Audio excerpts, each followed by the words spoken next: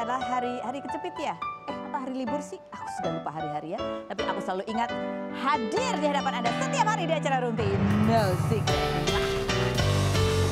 Ada Daniel juga di pojok sana yang siap menemani kita beserta beberapa bintang tamu juga yang hadir berbagi cerita. Tapi kita mojok dulu untuk bahas apa sih yang lagi ramai diperbincangkan, menuai perhatian dan juga membuat orang gatal untuk berkomentar, baik itu untuk hal-hal yang datang dari dunia nyata maupun dari dunia maya.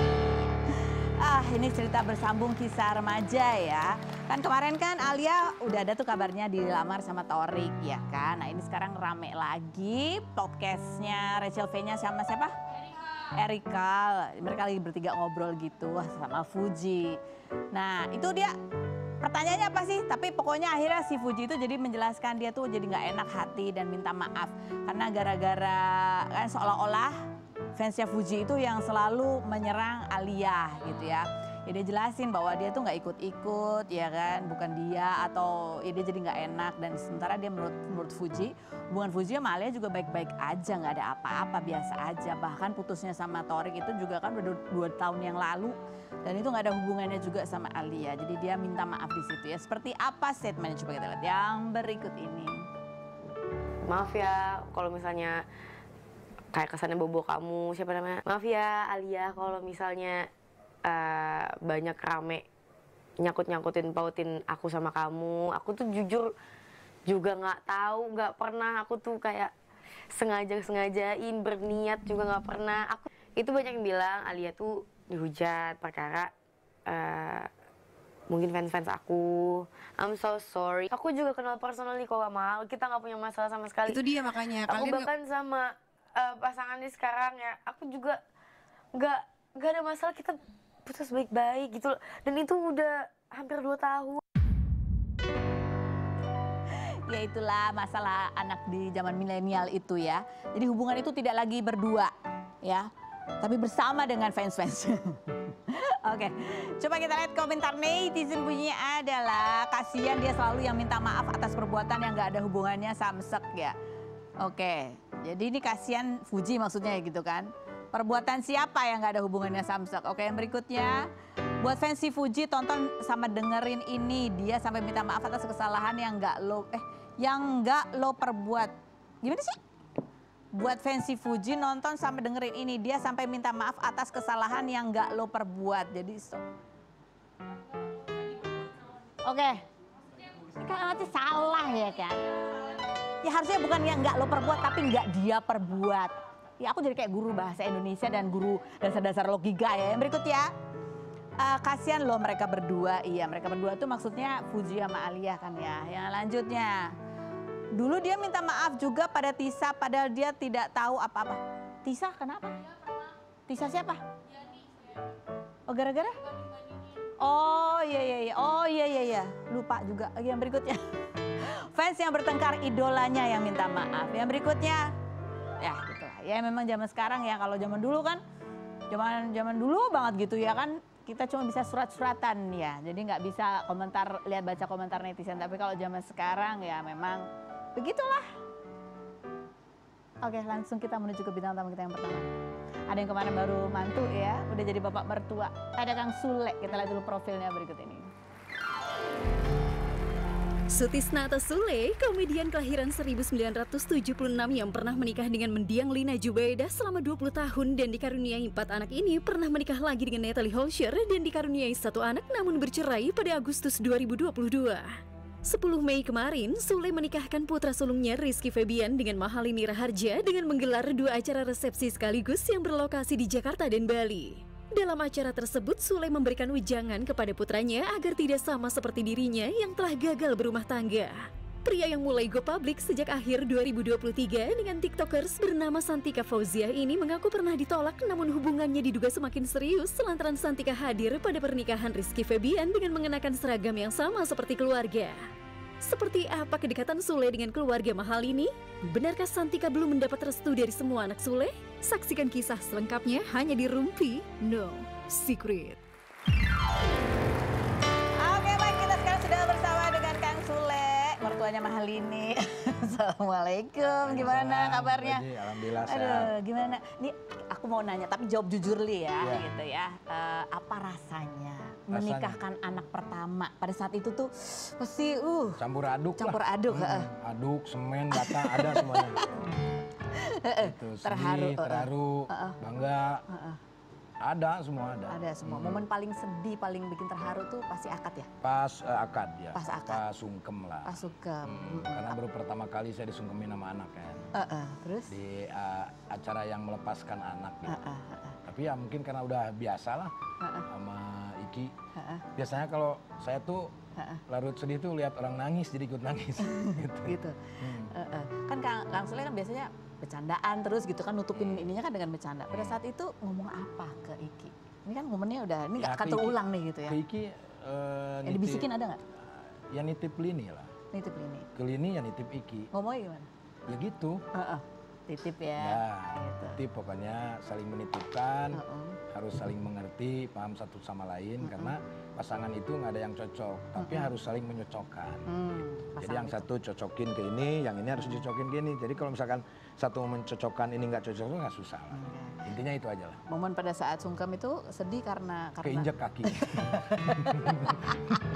apa yang kebayang sih Kang Sule kayak, aduh. Itu mah kan ngalir aja lah. Ngalir aja. Ya, ngalir aja ya dengan sendirinya lah gitu. Jadi sebelum sungkem juga pas begitu datang ini juga nggak tahu kenapa ada rasa haru, sedih gitu, nangis lah gitu. Oke. Kita lihat juga ini yang kemarin di momen pernikahannya ya, itu kan nasihatnya Kang Sule kemudian juga jadi viral gitu. Kita lihat yang berikut. Dan kawinnya Niluh Ketut Mahalini Ayu Raharja binti Igede Suraharja dengan mas kawin yang tersebut dibayar tunai. Alhamdulillah, barakallahu lakum wa barakatuh.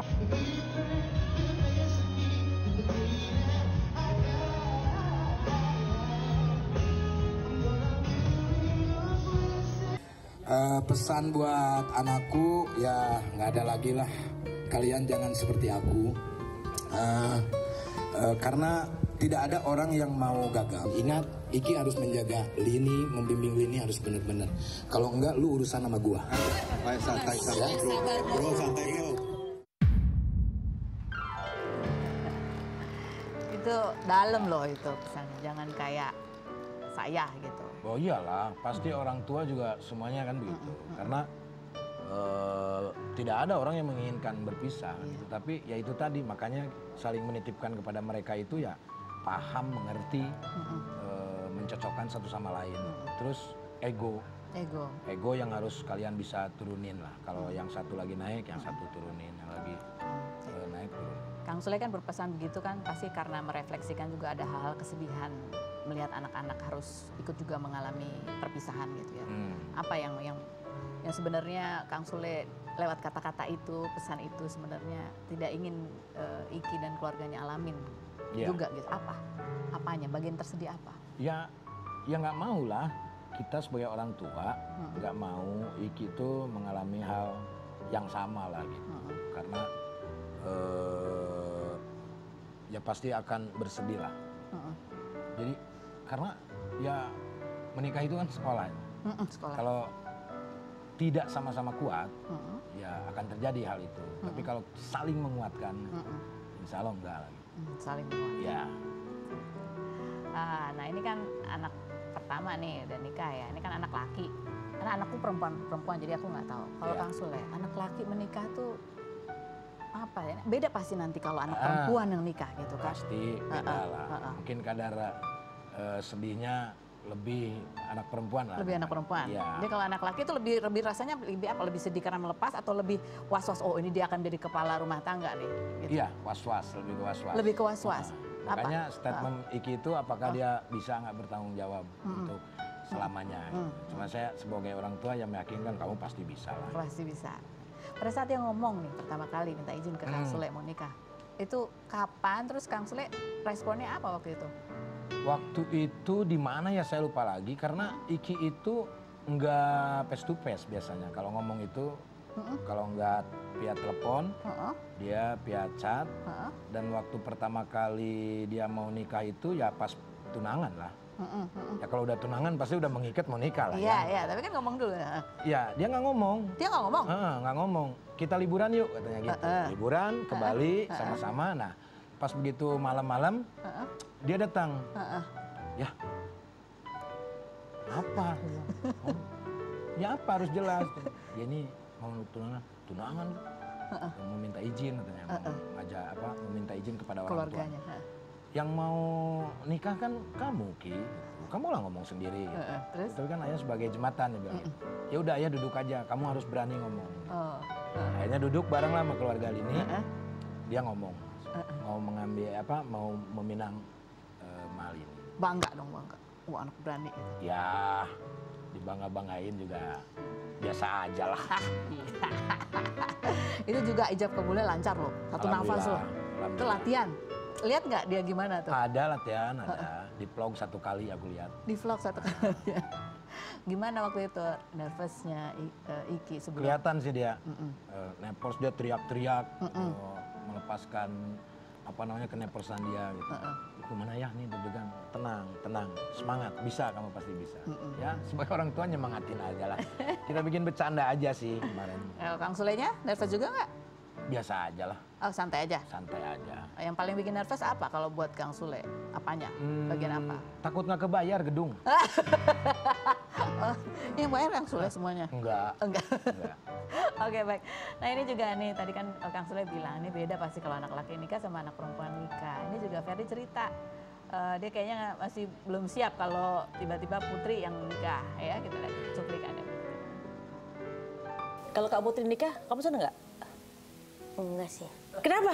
Loh, Kak Iki boleh nikah. Ya kan, Aika kan suka sibuk jadi biasa aja gitu. Kenapa? Gimana? Kak Iki suka sibuk. Jadi kalau ditinggal biasa aja. Kalau Kak Putri, berarti yang paling perhatian sama Ferdi, Kak Putri? Iya. Jadi kalau Kak Putri nggak boleh nikah, kalau Kak Iki boleh nikah ya? Boleh aja sih. Boleh, tapi yang paling sedih kalau kamu ditinggal Kak Putri ya? Iya. Ngeliat-ngeliat gitu. Iya.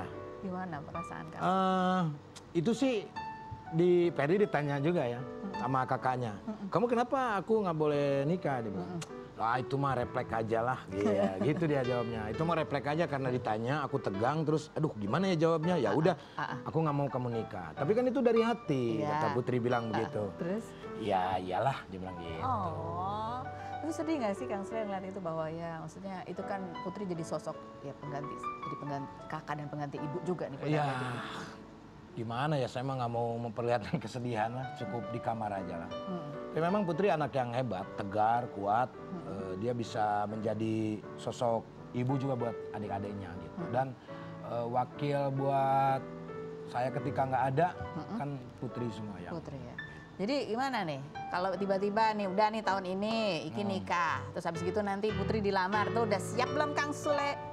Ya dari awal-awal juga udah kita pertimbangkan baik-baik kan gitu. Kita udah obrolin baik-baik juga sama pasangannya.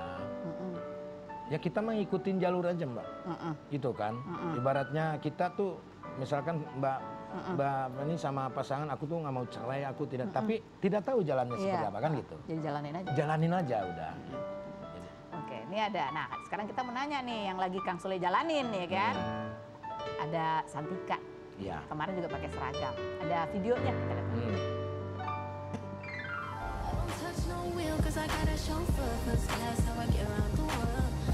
Posisinya bagus nih. Bagus, tapi pas banget. Udah aman itu. Santai nggak? 1, 2, 3. Aku juga lapar soalnya banget.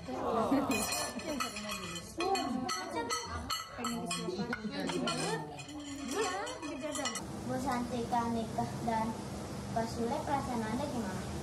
Salah dong, setuju nggak? Setuju nggak maksudnya? Setuju lah. Nah, alasannya? Ya setuju aku. Oke. Ya setujunya Karena udah kenapa? dekat sama ayah. Iya. Tapi tunggu dulu, jangan terburu-buru. Sebelum bertemu, kita beli jamu dulu. Main jangan. Jadi kira-kira Putri dulu apa Kang Sule dulu nih? Ya nggak tahu, jalanin aja lah. Jalanin aja. Iya. Oke. Nah, tapi kalau kita lihat di situ kan ya dekat juga, udah dekat ya. Kemarin juga pakai seragam gitu. Nah, ini mungkin ada pendekatan yang beda yang sekarang Kang Sule lakukan sebelum Santika betul-betul menjadi bagian dari keluarga. Adakah? Oh iya ada lah. Apa? Ada. Apa kalau boleh tahu? Maksudnya pendekatan gimana? Ke anak-anak. Anak-anak. Ya anak-anak mah cukup tahu aja. Cukup tahu aja? Iya, cukup tahu kalau ayahnya punya pasangan dan mereka sebetulnya anak-anak dari dulu ketika yang pertama udah meninggal juga mereka tidak pernah ikut campur dan mereka setuju-setuju aja. Yang terpenting ya ayahnya bahagia. Ayah bahagia. Iya. Mereka suka nanya-nanya gitu nggak sih? Ayah gitu. Anak-anak gitu. saya tidak pernah kepo soal itu. Nggak pernah. Ya paling Putri juga. ledek-ledekan doang. Kalau Putri kan kalau anak perempuan beda. Kalau Putri Sama, Putri juga sama. Paling saling support sebetulnya kalau di grup itu. Cie, semoga ya kayak gitu. Semoga ini membuat ayah bahagia, semoga itu aja. Iki juga sama. Tapi kalau kita lihat kan dekat ya, apakah tanda kalau semakin dekat sama anak-anak itu juga tanda bahwa Kang Sule itu semakin serius juga menjalani? Lah saya mah dari dulu juga serius Mbak. Kalau Dari dalam dulu serius? hidup mah ya iyalah. Ah masa? Iyalah. Kan komedian. Kan dalam hidup Mbak. Oh iya dalam Serius. hidup nggak pernah Kalau bercanda komedian ya? dalam pekerjaan. Oh, betul. Iya. Dalam hidup nggak pernah bercanda ya? Iya. Oke, baik ini ada pada Oktober 2024. Belum berarti kan 2023 ya. Ada Kang Sule pernah ngomong seperti ini mengenai jodoh. Iya, selanjutnya. Itu kan juga sesuatu yang perlu dipertimbangkan nih kalau cari pasangan lagi. Kedepannya tuh gimana nih? Kalau Iki sudah mengerti dan bahkan Iki ya udah ya biar ayah semangat lagi kerja. Satu anak perempuan, ini kan perempuan Betul, kan kadang-kadang lebih posesif juga di ke bapaknya, Betul. lebih jaga gitu kan. Ada nih satu perempuan yang akan masuk dalam kehidupannya Kang Sule, itu berarti kan dia juga harus siap bahwa Kang Sule udah ada anak-anaknya gitu. Nah, itu sebetulnya Putri itu udah siap sih, Putri juga mengerti gitu. Cuma ada yang dipengen dari dia itu bisa pasangan ayah itu bisa menjadi tempat aku untuk mencurahkan sesuatu gitu. Aku tuh maksudnya Kang Sule atau Putri? Ya Putri sama pasangan aku. Gitu. Oke. Jadi si pasangannya itu harus mengerti dan mau ibaratnya menjadi teman karena dia kan perempuan satu-satunya. Gitu. Ini kalau yang sekarang udah bisa jadi tempat curhatnya Putri belum? Kita juga nggak tahu. Nggak tahu? Iya. Oke. Dia nggak pernah cerita juga? Putri Nggak pernah. Putri nggak pernah cerita, Santika juga nggak pernah cerita. Karena aku gini, jangan sampai aku tahu ketika mereka melakukan hal apapun. Loh iya dong. Maksudnya? Kalau misalkan kamu curhat dong, kayak nyuruh-nyuruh sama iya. anak Putri. Nggak Putri kamu natural. deket dong sama ini. Ini kan penuh dengan tekanan. Dan itu mengalir semua. Dan itu kan harus ditanyanya sama Putri bukan sama saya. Betul. Gitu. Nah, tapi sebagai ya seperti bapaknya dan gitu kan dari jauh tuh ngamatin nggak gitu sih? Ya ada ya? beberapa. Ada Santika juga ngomong Putri ini ada. Oke, baiklah. Kang Sule, dari kemarin acara pernikahan itu kan ada beberapa hari dan rame dan tuh panjang banget ininya ya antriannya gitu ya. Selain momen akad yang paling penuh haru itu ya, apalagi sih yang menarik yang menurut yang Kang Sule ingat banget gitu dari kejadian rangkaian acara pernikahan kemarin?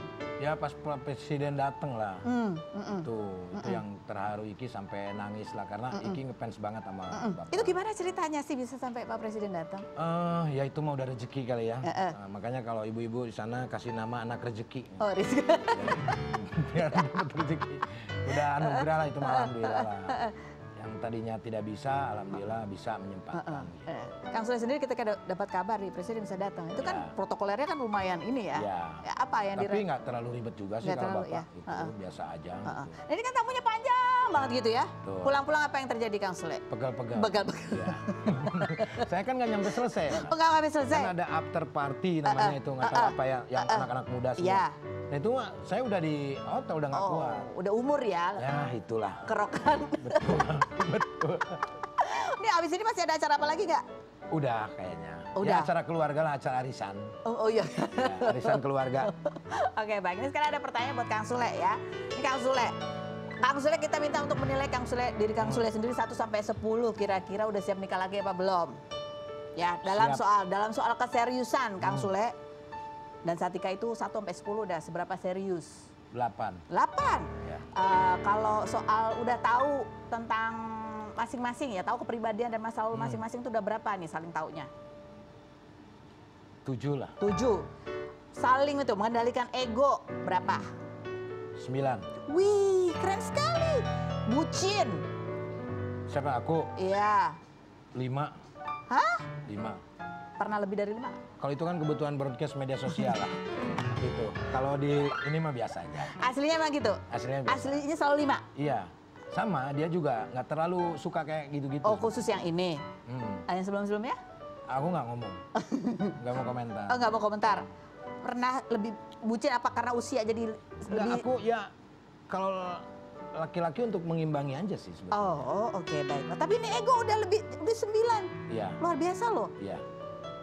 Dua-duanya ya. Dua-duanya, iya apa yang beda? Karena cocok aja? Atau Yang karena tahu ngalir aja gitu. Ngalir aja? Ngalir dengan sendirinya, terus setiap kejadian itu kita selalu dibahas. Ego yang paling tinggi siapa kita bahas. Yang kalau misalkan yang pundungan itu berperan kita bahas. Oh, oke. Jadi setiap permasalahan tuh kita bahas sampai tuntas dan itu tidak boleh terjadi lagi. Oke, ini kan saya bilang tadi pernikahan itu adalah sekolah ya. Ya. Berarti udah seberapa lebih pinter lah Kang Sule dalam menjalin hubungan?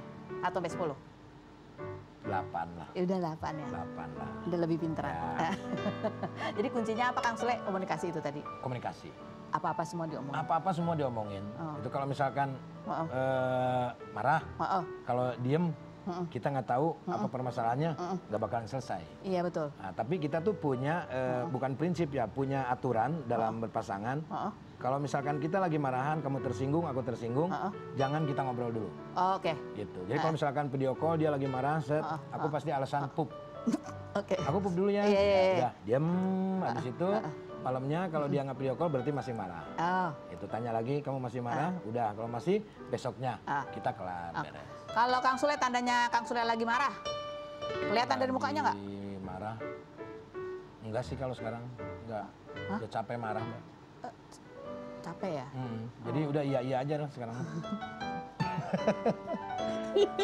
Oke, nanti kita ngobrol lagi sama Kang Sule. Ada Meisya Siregar ini yang kemarin akhirnya tercapai gitu ya harapannya untuk bisa hidup tanpa riba gitu. Kita lihat dulu profilnya Meisya Siregar berikutnya.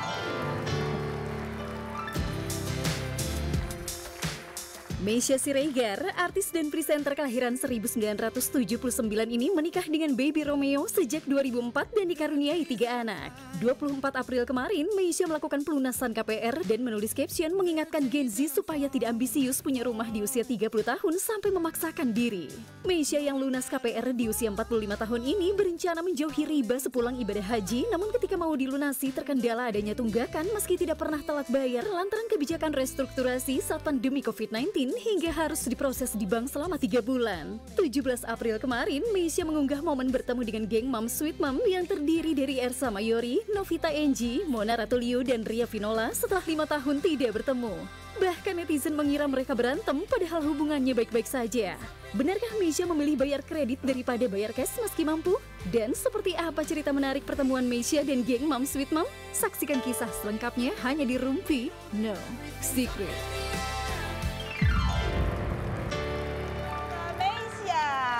Apa kabar, Bu? Baik, alhamdulillah. Aduh, kita lihat ini postingannya kamu ya, melunasi KPR di usia 45 tahun. Berapa 15 tahun ya, Bu ya? Enggak nyampe, dia dipercepat. 12 tahun. 12 tahun. Rencananya 15 tahun tadi. 15 sebenarnya. Ini cicilan keberapa sebetulnya dari sepanjang pernikahan itu? Ini cicilan keberapa? 1 sih. 1. Karena rumah yang lama tuh dijual untuk beli rumah yang ini sebagai DP. Habis itu sisanya nyicil. Rumah yang lama itu belinya nggak nyicil? Nyicil juga. Nyicil juga? Nyicil juga, yang pertama waktu awal nikah nyicil juga. Nyicil juga. Jadi sebelum laku kita langsung tutupin. Langsung nge-DP-in hasil sisanya langsung beli rumah yang sekarang. Lebih deg-degan mana sih sebetulnya? Apanya? Nyicil, perasaan nyicilnya. Yang Iya, pertama yang namanya nyicil ya deg-degan lah Karus. Apa enaknya hidup dengan cicilan. Sekarang aku bebas. Dulu aku tanda 15 tahun tuh. Iya, deg-degan gitu kan. Tapi sekarang alhamdulillah ya udah tenang. Ternyata tenang. Oke, ini ya. Wahai anak Gen Z, gak usah berambisi berlebihan untuk punya rumah sebelum umur 30 ya. Sampai akhirnya memaksakan diri. Tenang, ini loh, tante sama om baru lunas umur 40. Sebenarnya sih cuma pengen ngasih tahu karena kayaknya anak-anak Gen Z sekarang tuh terlalu banyak tekanan dari lingkungan, dari sosial media yang kayaknya punya patokan umur sekian gue harus punya rumah. Sampai akhirnya mereka nggak memikirkan jangka panjang kapasitasnya dan lain sebagainya. Akhirnya jadi terjebak dengan hutang piutang atau mungkin dengan value aku misalnya terjebak dengan riba gitu ya. Jadi kayak nggak usah terburu-buru lah gitu loh. Maksudnya banyak cara untuk memiliki rumah. Banyak cara. Jadi nanti kalau anak kamu menikah dan belum punya rumah, apa nasihat kamu selain berikut ini? Jangan kemana-mana.